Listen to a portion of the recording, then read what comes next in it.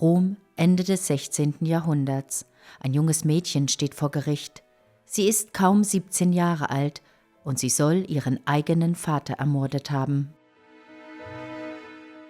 Wenn man heute an der verwitterten Fassade des Cenci-Palastes vorbeigeht, erzählen sich die Menschen immer noch dieselbe Geschichte.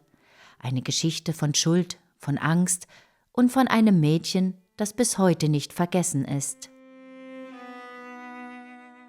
Hinter diesen Mauern lebte eine Familie, die nach außen zu den mächtigsten Roms gehörte. Im Inneren des Palastes herrschte Francesco Cenci, ein Mann, vor dem selbst seine eigene Familie Angst hatte. Man sagt, seine Grausamkeit kannte keine Grenzen. Er soll in mehrere Morde verwickelt gewesen sein und sogar einen Auftragskiller bezahlt haben, um ein junges Mädchen töten zu lassen, das sich ihm widersetzte. Zweimal wurde er verhaftet, zweimal wegen seiner abscheulichen Verbrechen. Doch jedes Mal kam er wieder frei. Sein Einfluss war zu groß und genau das machte ihn unantastbar, bis zu jener Nacht, die alles verändert.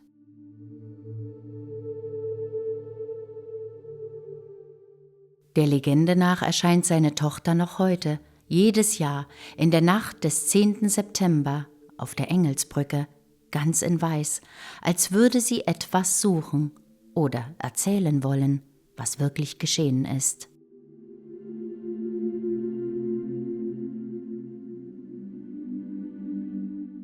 Doch wer war Beatrice Cenci wirklich? Und warum lässt ihre Geschichte Rom bis heute nicht los? Beatrice Cenci wird am 6. Februar 1577 in Rom geboren. Sie ist die Tochter von Ersilia und dem Grafen Francesco Cenci, eine der einflussreichsten Familien der Stadt. Nach außen wirkt alles geordnet, Wohlstand, Ansehen, Macht, doch hinter den Mauern dieser Familie zeigt sich schon früh eine andere Realität. Francesco Cenci ist ein Mann, der kaum Grenzen kennt, verdorben, unberechenbar. Schon in jungen Jahren beginnt er das Vermögen seiner Familie zu verschwenden. Aus seiner ersten Ehe, die er im Alter von nur 14 Jahren einging, gehen 12 Kinder hervor. Doch nur 7 von ihnen erreichen das Erwachsenenalter. Nach dem Tod seiner ersten Frau heiratet er erneut, Lucrezia Petroni, eine wohlhabende Witwe, Mutter von 3 Kindern. Für einen kurzen Moment scheint es, als würde sich die Situation stabilisieren. Doch dieser Eindruck täuscht. In dieser angespannten und unsicheren Umgebung wächst Beatrice auf, gemeinsam mit 5 Brüdern und einer Schwester.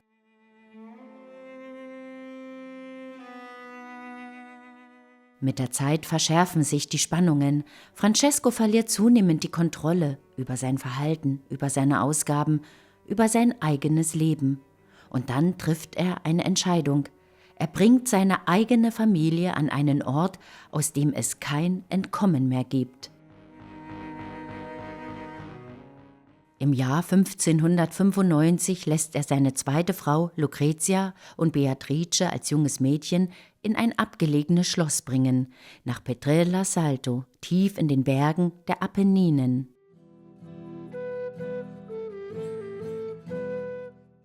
Zwei Jahre später zieht Francesco selbst dorthin zurück und die Situation eskaliert weiter. Sein Sohn Giacomo, Beatrices Bruder, schickt er zum Studium nach Frankreich, doch schon bald entzieht er ihm jede finanzielle Unterstützung. Zurück bleibt eine Familie, die völlig von ihm abhängig ist. Francesco führt sein Haus wie ein Feldherr, hart, unnachgiebig, er allein kontrolliert das Vermögen und verschwendet es gleichzeitig in Tavernen und Bordellen. Mehrfach wird er angeklagt, wegen Missbrauchs, sogar gegenüber seinen eigenen Dienern. Doch jedes Mal verlaufen die Anschuldigungen im Sande, zu wenig Beweise, zu viel Einfluss.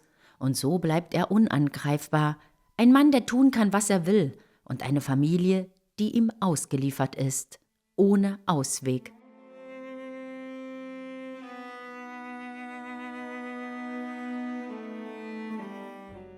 Was genau sich hinter diesen Mauern abspielt, lässt sich heute nur noch erahnen.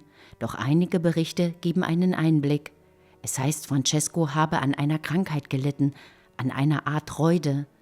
Und dass Beatrice gezwungen gewesen sei, sich um ihn zu kümmern und ihn mit einem feuchten Tuch zu säubern. Eine Aufgabe, die weit über das hinausging, was man von einer Tochter erwarten würde. Francesco bewegt sich im Haus, ohne Rücksicht auf seine Familie, ohne Scham, ohne Abstand. Und immer wieder ist von Schreien die Rede, von Stimmen, die durch die Räume hallen. Beatrice lebt in ständiger Angst und irgendwann fasst sie einen Entschluss. Sie versucht, ihren Vater bei den römischen Behörden anzuzeigen. Ein verzweifelter Schritt, ein Versuch, Hilfe zu finden. Doch der Plan scheitert. Die Anzeige wird bekannt und Francesco erfährt davon. Was danach geschieht, lässt sich nur erahnen. Doch eines wird klar, einen Ausweg gibt es nicht mehr und genau in diesem Moment beginnt sich etwas zu verändern. Aus Angst wird Entschlossenheit. Beatrice, ihre Stiefmutter Lucrezia und ihre Brüder Giacomo und Bernardo treffen eine Entscheidung. Sie wollen dem, was sie seit Jahren ertragen, ein Ende setzen.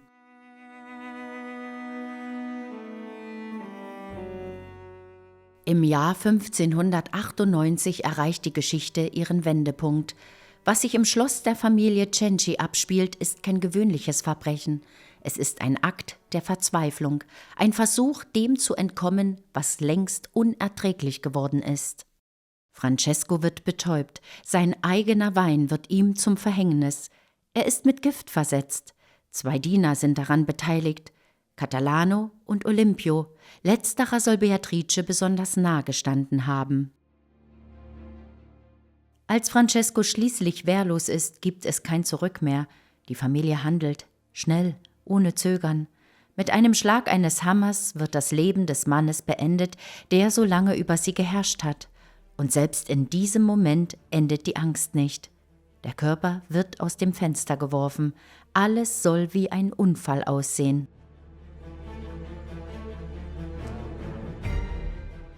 Für einen Moment scheint der Plan aufzugehen, doch in Rom wird man misstrauisch, denn Francesco kehrt nicht mehr nach Rom zurück. Die päpstlichen Behörden beginnen zu ermitteln und sie geben sich nicht mit einem Unfall zufrieden. Einer der Beteiligten, Catalano, wird gefasst. Er wird verhört und schließlich gefoltert. So lange, bis er stirbt, ohne ein Geständnis. Dennoch halten Beatrice und Lucrezia an ihrer Unschuld fest.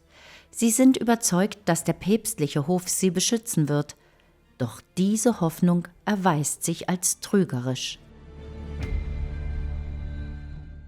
Es gibt nur eine Ausnahme. Ein Freund der Familie lässt Olimpio Calvetti ermorden, um ein weiteres Geständnis zu verhindern. Doch dieser Mord hat Folgen. Er erzürnt die Richter und verschärft die Situation. Die Haftbedingungen für Beatrice und Lucrezia werden noch härter. Und dann greift der Papst selbst ein, eine Entscheidung, die alles verändert. Im August 1599, nach Monaten der Ermittlungen und Haft, erlässt er ein sogenanntes Motu proprio, eine Entscheidung aus eigenem Antrieb. Mit dieser Verordnung ermächtigt er das Gericht, die beiden Cenci-Schwestern zu foltern. Denn für ihn steht die Schuld bereits fest. Nun beginnt der eigentliche Druck auf die Familie. Giacomo, Bruder von Beatrice, wird der Seilfolter unterzogen, stundenlang, bis er schließlich gesteht. Doch selbst in diesem Moment versucht er, die gesamte Schuld auf den bereits verstorbenen Olimpio zu schieben. Wenige Tage später gibt auch der jüngere Bruder Bernardo nach.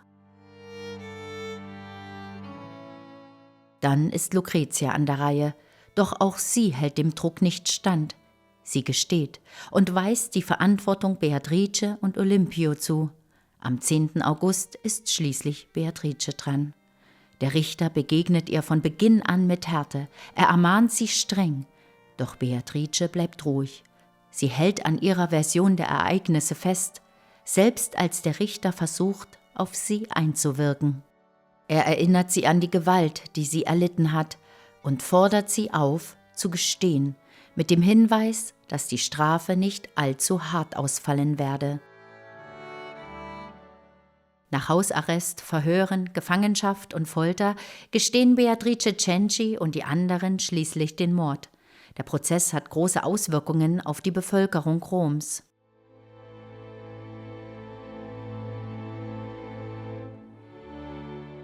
Viele Menschen zeigen Mitgefühl, doch das Urteil steht fest. Giacomo, Lucrezia und Beatrice werden zum Tode verurteilt. Der jüngste Bruder Bernardo muss Zwangsarbeit leisten und er wird gezwungen, der öffentlichen Hinrichtung beizuwohnen. Am Morgen des 11. September 1599 geschieht es. Auf dem Hinrichtungsplatz vor der Engelsburg wird Beatrice Cenci enthauptet. Nach Beatrices letztem Willen wird ihr Körper in einem namenlosen Grab beigesetzt, vor dem Hauptaltar der Kirche San Pietro in Montorio. Und doch lebt Beatrice Cenci bis heute weiter, in der Vorstellungskraft der Menschen, als Teil der Legenden und der bewegten Geschichte Roms.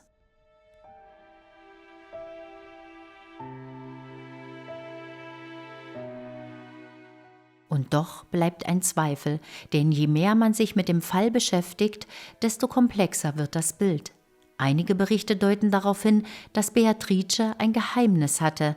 Es heißt, sie habe eine enge Verbindung zu einem der Männer gehabt, die an der Tat beteiligt waren: Olimpio. 2 Tage vor ihrer Hinrichtung verfasst Beatrice ein Testament. Darin erhöht sie die Summe für ihre Freundin Katharina de Santis auf 1000 Scudi zur Unterstützung eines gewissen armen Jungen. Sie fügte hinzu, dass dieser Junge, falls er das 20. Lebensjahr erreicht, freien Besitz des Kapitals erhalten solle. Es lässt sich nicht beweisen, doch es scheint sehr wahrscheinlich, dass dieser arme Junge, für den sie so großzügig und im Geheimen sorgte, ihr Sohn war. Wenn das so war, besteht kaum Zweifel daran, dass der Vater des Kindes Olimpio Calvetti war. Seine Nähe zu Beatrice wird von vielen Zeugen erwähnt. Die Vertuschung einer Schwangerschaft könnte einer der Gründe gewesen sein, warum Beatrice in La Rocca festgehalten wurde.